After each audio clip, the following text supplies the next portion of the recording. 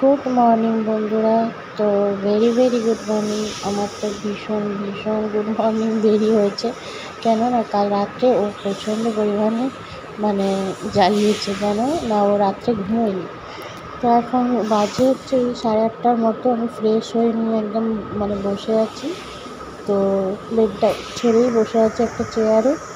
আর দেখতেই পাচ্ছ সব চুল টুল বেঁধে নিয়েছি, একটু মুখটা ফেস ওয়াশও দিয়ে নিয়েছি। আর এগুলো একটু করেছি বলে একটু ফ্রেশও লাগছে। আর সারা রাত্রি তো জাগাই ছিল, কারণ কালকেও সারা রাত্রি ধরে পটি করেছে। তো ওইসব করছে, বারবার খাচ্ছে, পটি করছে, এই করে করে আমাদের দিনটা কেটেছে। আর গলাতে এত ময়লা জমেছে, বলার মতো না। কেন, যেহেতু স্নান টান করা নেই, তার মধ্যে গরমের মধ্যে মাঝে মাঝে ঘেমে যাচ্ছি।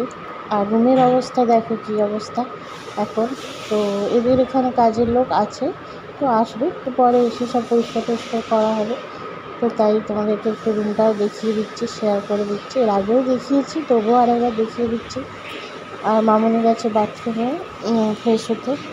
তো আমাদের দুজনের অবস্থা এখন খারাপ, কেন যেহেতু এখন রাতটা জাগা হয়েছে না। তো অনেক দিন পর সেই রাত জাগা শুরু হয়েছিল। তো এটা হচ্ছে সবে শুরু। কারণ প্রায় মেয়ে এখন 5 বছরের হয়ে গেল, বড় মেয়ে। তো হ্যাঁ, তোমাদেরকে তো দেখিয়েছি আমার বেবি আগের ব্লগে। তো আমার মেয়ে, তো আমার আবার মেয়েই হয়েছে, আবার ছোটো কন্যা সন্তানই হলো। আর ওই যে মামনিও ফ্রেশ হয়ে উঠে একটু দোলনা দৌড়াচ্ছে। আর ওই যে বললাম কাজের বাইজি বলে এখানে রাজস্থানে। তো ওই বাইজি এসে পরিষ্কার করে বেড আমি সাফ করে নিয়েছি, কারণ অনেকটাই নোংরা টোংরা ছিল। আর বুঝতেই পারছো এই সময় কীরকম নোংরা হয়। তো সেই জন্য আর কি আমি বললাম যে বেডশিট বাজারে চলে তো যাবেই। আজকে হচ্ছে তৃতীয় দিন। আর সেকেন্ড দিন তো ব্লগ করার কোনো আমি যেহেতু জানি ক্যামেরা করি, আর তো কেউ ক্যামেরা করার কেউ নেই। কারণ ও ওইসব করতেও পারে না, আর কীভাবে করবে, কোনটা নেওয়া দরকার এখন কিচ্ছু জানে না। তাই আমাকেই একা একাই করতে হয়। তো যখন সম্ভব হয় করি। তো সেকেন্ড দিন তো আমার অবস্থা সেরকম ছিল না, পারছিলাম না। যাই হোক, আজকে অনেকটা সুস্থ আছি, থার্ড দিন। আর আজকেই আমাদের ডিসচার্জ করে দেবে। সেই জন্য ভাবলাম তোমাদের সঙ্গে থার্ড দিনে একটু ছোটো করে ব্লগ তোমাদের সঙ্গে শেয়ার করি। আর তোমরা অনেকেই অপেক্ষা করে আছো যে হঠাৎ করে কেন অ্যাডমিট হয়েছে। তো এই অ্যাডমিট হওয়ার কারণ হচ্ছে এটাই যে আমার আবার মেয়ে হয়েছে। ওই যে দেখছো দোলনা গুট করে নড়ে বেড়াচ্ছে। আর আমি এখানে একটু বসে তোমাদের সঙ্গে শেয়ার করছি, আর এখানে বাইজির সঙ্গে একটু ইয়ার্কি করছি। আর আমার চুলটা দেখো, পুরো যেন হচ্ছে কাজের মশি। আর এই যে হাতে ভিজিয়ে রেখেছে এখনও যীশু খ্রিস্টের মতো। এটা চ্যানেলটার কারণে কাল থেকেই আমি বলে যাচ্ছি খুলে দাও, খুলছে আর না। বাইরের দৃশ্যটা তো এর আগে ব্লগে দেখিয়েছি। আর এখানে দেখো পা দুটো কেন জানি না, এই একটা পা অন্তত ফুলে যাচ্ছে, দেখতেই পাচ্ছ। সেটাই মামনিকে দেখাচ্ছে যে হঠাৎ করে পাটা ফুলে আছে কেন, জানি না কী কারণে ফুলে আছে। যাই হোক, তো ওই পাটা ফোলার কারণ দেখছি। আর রুমটা দেখো কতটা ফ্রেশ লাগছে, আর ঝাড়ু পোঁছাও করে দিয়েই চলে গেছে। এটাই তো। এইসব বসতে থাকতে থাকতে ভাবলাম যে একটু লিপ বাম লাগিয়ে নিই। আর এই ব্যাগটার মধ্যে থেকেই ছোটো ছোটো জিনিস নিয়ে এসেছি, এই ব্রাশ, পেস্ট, এইসব। তো এই যে থাইরয়েডের ওষুধটা ম্যাডামকে দেখাবো যে এটা কন্টিনিউ করতে হবে কিনা, সেই জন্য ডাব্বাটা বের করে রাখলাম।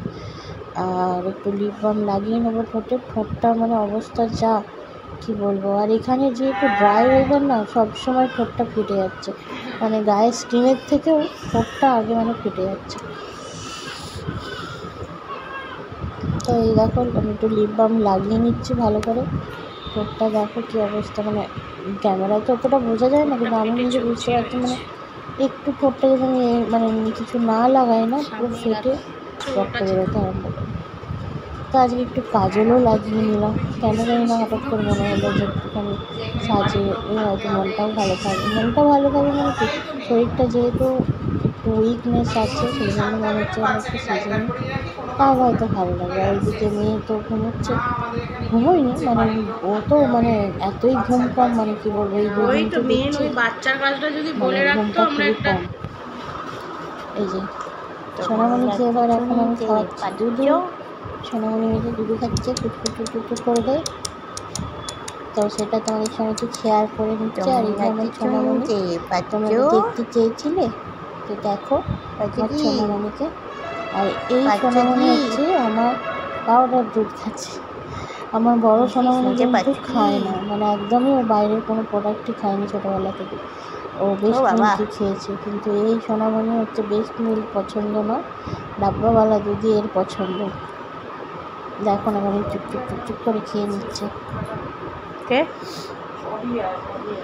তো একটু পরেই হবে সোনামণি একটা ছোট্ট বড় মানে ছোট্ট করে একটা ডোনেট কাজ হবে, মানে বড় কাজ করবে সোনামণি। তার আগেই এটা প্রিপারেশান চলছে। তো আমিও জানতাম না, ভিডিওটা যখন কন্টিনিউ মানে শুরু করেছিলাম পরে জেনেছি, তাই তোমাদের সঙ্গে শেয়ার করেছি। তো ওকে খাইয়ে নিই, চলো তা ভিডিওটা দেখতে থাকো।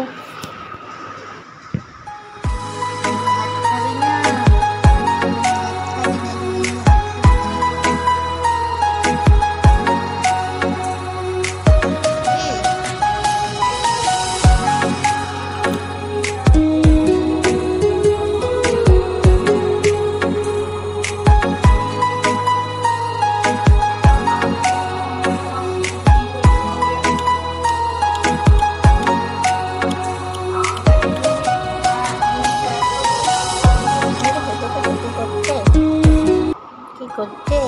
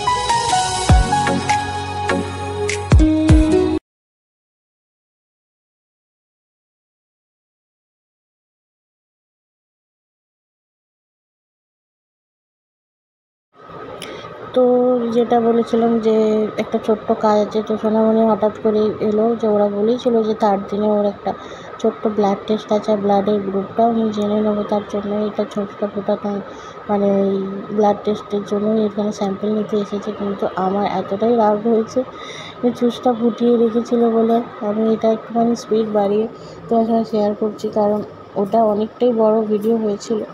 আমি যেই সময় করছিলাম অনেকক্ষণ ধরে ওরা এই যে কাজগুলো করছিল, আর আমার ভীষণ রাগ হচ্ছিলো, আমি কান্নাকাটি শুরু করে দিয়েছিলাম। কারণ এইভাবে একটা ছোট্ট একটা বাচ্চাকে যদি এভাবে ছুঁচ ফুটিয়ে রাখে, তো কার মায়ের সামনে কার না রাগ হবে বলো।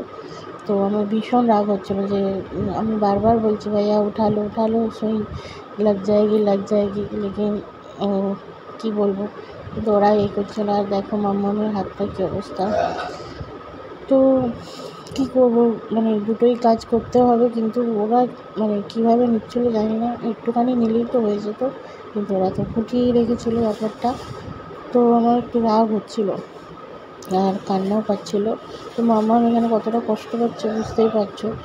মানে আমি ভিডিওটা যেহেতু কন্টিনিউ মানে সেই সময় ক্যামেরাটা নিয়েই আমি বসে তোমাদের সঙ্গে ভিডিও শেয়ার করছিলাম, আর তারপরে ওরা ঢুকে গেছে। তো তখন আর অফ আর করা হয়নি, ঠিক ওইভাবেই পোজ নিয়ে মানে আমি ওর হাত বুলিয়ে যাচ্ছি, আর নার্সটা একটা হাতও ধরেছিল, সেই জন্য আমি সেরকম কিছু ধরতে লাগেনি। তো এই নিয়ে চলে গেছে। আর এখন দেখো অবস্থা, চোখে একটুখানি কাজল পড়েছিলাম, পুরো কালো হয়ে গেছে। আর এই দেখো এই যে মামামের হাতটা দেখো, বেচারা কতটা কষ্ট পেয়ে, বুঝতে পারছো। যাই হোক, ওকে একটুখানি ব্রেস্ট ফিডিং করালো। আর বাচ্চাদের জানো যেখানেই লাগুক একটু ব্রেস্ট ফিডিং করালে একটু ওরা হয়ে যায়। তো এখন বাজে হচ্ছে 11:30-12টার মতো। জলখাবারটা খেয়ে নিয়েছি, দেখলে তখন ওর বাবা নিয়ে এসেছিলো উপমা। আর এই যে মেয়েটা শুয়ে আছে এখানে দোলনায়। তো চলো, আজকের মতো এই ছোট্ট একটা মিনি ব্লগ তোমাদের সঙ্গে একটু শেয়ার করলাম। আর সবাই আশা করি ভালো আছো, সুস্থ আছো। আর তোমরা সবাই প্রে করো মাম্মাম যেন খুব ভালোভাবে সুস্থভাবে তাড়াতাড়ি বড় হয়ে যায়।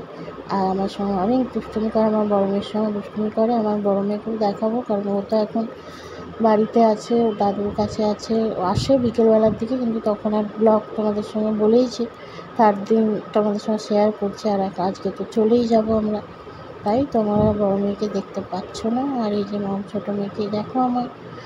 তো এখন শুয়ে এখন ঘুম কানু করছে, বলেইছি ওর ঘুম খুবই কম।